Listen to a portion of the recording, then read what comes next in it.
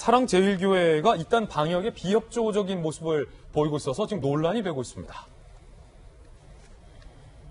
너희도 걸려봐라, 침 뱉고 껴안고. 이거 뭐죠? 경기 포천시 보건소 측이 검사 불응하는 50대 부부가 운영하는 식당을 방문했어요. 보건소 직원이 검사를 안 받으니까 간 거예요, 직접. 그런데 부부는 사랑제일교회 교인이고요. 지난 15일 광화문 집회도 참석했습니다. 그런데 아내 A씨가 증상 없는데 내가 왜 검사를 받냐? 당신들도 걸려봐라. 내가 만졌으니 당신들도 검사 받아야 한다. 라고 도리언 보건소 직원을 껴안고 주변에 침을 뱉는 듯한 행동을 했다는 겁니다. 지난 18일 결국 해당 부부가 확진 판정 후 이송이 됐고요. 이게 지금 이러면 안 되죠.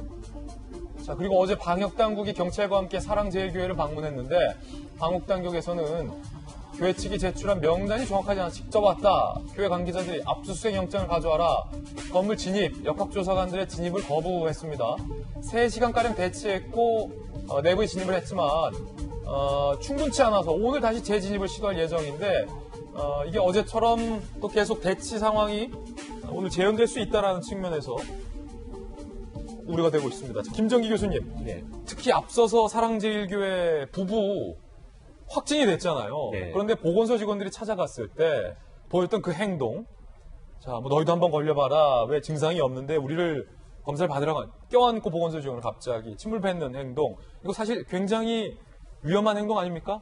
그렇죠. 이제 저 행동을 했을 때는 확진되기 이전이었었고요. 근데 당시에 밀접 접촉이 있었기 때문에 그러니까 접촉자로 분류가 됐습니다. 이제 감염의 가능성이 높으니까 계속 보건소 측에서는 선별진료소에 나와서 검사를 받으라라고 했는데 보건소의 판단이 옳은 거네요. 그렇죠. 당연히 검사를 됐으니까. 해야 되는 상황이었는데 그러니까 선별진료소에 안 오게 되니까 직접 방문을 하게 된 겁니다. 그래서 지금 그런 상황에서 이와 같은 행동이 이루어진 건데 실제로는 확진이 됐고 실제로 지금 침을 뱉고 어떤 접촉 행위를 하신 분은 아내분이고 실제로 남편분 같은 경우에 접촉한 사람들이 더 확진이 됐거든요. 그러니까 굉장히 위험한 상황이었습니다. 그리고 결과적으로 위험한 상황이 발생을 한 거고요. 그러니까 굉장히 부적절한 행동입니다. 이제 감염의 가능성이 있으면 앞서 얘기했던 우리 배우 사례 같은 경우에도 자발적으로, 왜냐하면 방역의 주체는 국가도 아니고 방역 당국도 아니고 실제로는 국민들 각각의 방역 주체입니다. 그래서 많이 협조를 해주시고 이런 거에 굉장히 적극적으로 참여를 해주셔야지만 지금 상황이 좀 완화될 수 있지, 그렇지 않으면 더 확산될 수밖에 없습니다. 그래서 굉장히 부적절한 행동이고요.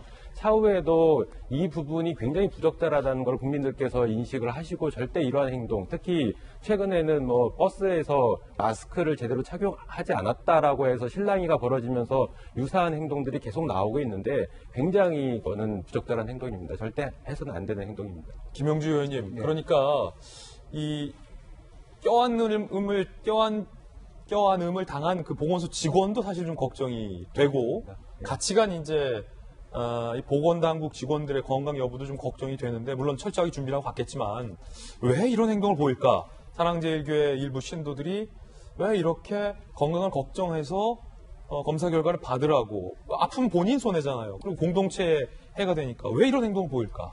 결과적으로 어제 이제 신문에 보도된 반박문이 있습니다. 사랑제일교회에서 반박문 제일 마지막에 보면 교회는 군대다. 군대는 싸워 이기는 것이다. 그런데 그 군대의 적은 누구냐 하면 사실은 공권력이 돼 있어요.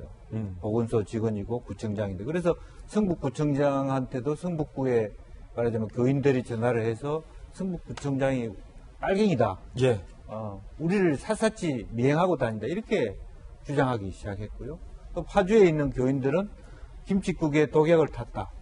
그다음에 목사 스스로가 사실 양성으로 보건소나 질병원에서 검증하면 다 양성으로 나오는데 우리가 개인적으로 조사를 하면 음성으로 나온다. 이런 잘못된 믿음, 즉 매니키한 적, 우리는 양이고 니네들은 음이다. 너는 적이다. 이런 관점을 계속 주입시키면서 그 교인 전체가 집단 무의식에 빠져 있다. 저는 그렇게 봅니다. 그러다 보니까 상식과 이성에서 벗어난 어떤 집단적인 어떤 우리가 선의도, 그리고 우리가 이렇게 죽어도 하느님 곁에 가는 것이다. 이런 신념화까지 가고 있기 때문에 두려움 없이 마스크 안 써도 우리는 이길 수 있다.